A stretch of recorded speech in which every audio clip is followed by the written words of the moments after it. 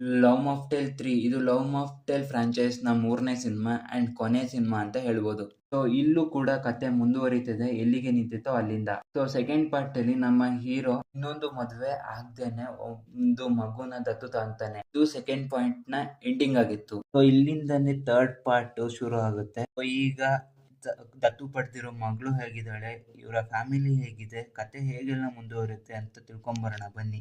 ಮೊದಲನೇದಾಗಿ ಇದರ ಪಾಸಿಟಿವ್ಸ್ ಕಡೆ ಬರೋದಾದ್ರೆ, ಸಿನಿಮಾ ಇಲ್ಲಿ ಡೀಲ್ ಮಾಡಿರೋ ಪ್ಲಾಟ್ ಏನೇ ಸರ್ಪ್ರೈಸಿಂಗ್ ಆಗಿತ್ತು ಅಂತ ಹೇಳ್ತೀನಿ. ಅಂಡ್ ಮೋಸ್ಟ್ ಇಂಪಾರ್ಟೆಂಟ್ಲಿ ಅದರ ನೆಸೆಸಿಟಿ ಕೂಡ ಇತ್ತು. ಆಕ್ಚುಲಿ ಲವ್ ಮಾಕ್ಟೇಲ್ 2 ನ ಕ್ಲೈಮ್ಯಾಕ್ಸ್ ನೋಡಿ ಒಂದು ಲಾಜಿಕಲ್ ಕ್ವಶನ್ ಎಲ್ರ ತಲೆಗೂ ಬಂದಿತ್ತು. ಸಿಂಗಲ್ ಪೇರೆಂಟ್ಸಿಗೆ, ಅದರಲ್ಲೂ ಹುಡುಗರಿಗೆ ಹೆಣ್ಣು ಮಗುವನ್ನ ದತ್ತು ತಗೊಳಕ್ಕೆ ಆಗುತ್ತಾ ಇಲ್ವಾ, ರಾಂಗ್ ಆಗಿ ತೋರಿಸಿದಾರಲ್ಲ ಅಂತ.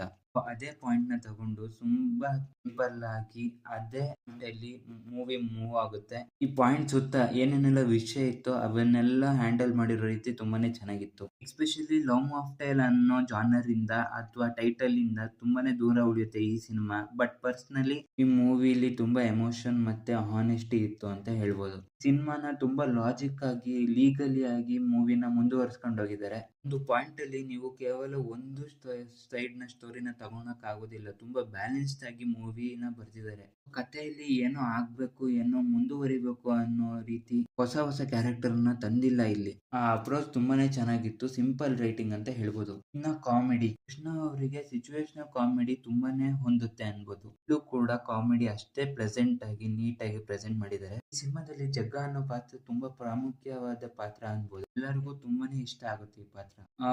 ಹೋಲ್ ಮನೆಯಲ್ಲಿ ನಡೆಯುವಂತ ಸೀಕ್ವೆನ್ಸ್ ಗಳು ಮತ್ತೆ ಸ್ಕೂಲ್ ನಲ್ಲಿ ನಡೆಯುವಂತ ಸೀಕ್ವೆನ್ಸ್ ಗಳು ಎಲ್ಲವೂ ನೀಟಾಗಿ ವರ್ಕ್ ಆದ್ವು, ಲ್ಯಾಂಡ್ ಆದ್ವು ಅಂತ ಹೇಳ್ಬೋದು. ಒಂದಷ್ಟು ಸೀರಿಯಸ್ ವಿಷಯಗಳಲ್ಲೂ ಕೂಡ ಕರೆಕ್ಟ್ ಟೈಮ್ ಗೆ ಒಂದಷ್ಟು ಗ್ಯಾಪ್ ನ ಫಿಲ್ ಮಾಡೋ ರೀತಿ ಪಂಚ್ ಗಳನ್ನ ಇಟ್ಟಿದ್ದಾರೆ. ಹಾಡ್ಗಳು ಎಲ್ಲ ಚೆನ್ನಾಗಿದಾವೆ. ಇನ್ನು ಇದರ ನೆಗೆಟಿವ್ಸ್ ಕಡೆ ಬರೋದಾದ್ರೆ, ಪಾರ್ಟ್ 1 ಅಂಡ್ ಪಾರ್ಟ್ 2 ಒಂದ್ ಝೋನಿಗೆ ಹಾಕಿದ್ರೆ ಪಾರ್ಟ್ 3 ತುಂಬಾನೇ ಡಿಫ್ರೆಂಟ್ ಝೋನ್ ಅಲ್ಲಿ ಇದೆ. ಇವರ ಟೈಟಲ್ ಪ್ರಕಾರ ಇವರ ಕಾನ್ಸೆಪ್ಟ್ ರಾಮ್ ಕಾಮ್, ಆದ್ರೆ ಅದರಲ್ಲಿ ಈ ಸಿನಿಮಾ ಬೀಳೋದಿಲ್ಲ. ಲವ್ ಮಾಕ್ಟೇಲ್ ಅನ್ನೋ ಟೈಟಲ್ಗೂ ಕೂಡ ತುಂಬಾ ದೂರನೇ ಇದೆ ಈ ಸಿನಿಮಾ. ಸೊ ಆ ಫೀಲ್ ನಿಮ್ಗೆ ಬರ್ಬೋದು. ಈ ಫ್ರಾಂಚೈಸಿ ಒಳಗೆ ಕಂಪ್ಲೀಟ್ ಆಗಿ ಡಿಫ್ರೆಂಟ್ ಝೋನ್ ಮೂವಿನೇ ನೋಡ್ತಾ ಇದೀವಿ ಅಂತ. ನಂತರ ಸಿನಿಮಾದ ಲೈನ್ ತುಂಬಾನೇ ಚಿಕ್ಕದಾಗಿದೆ.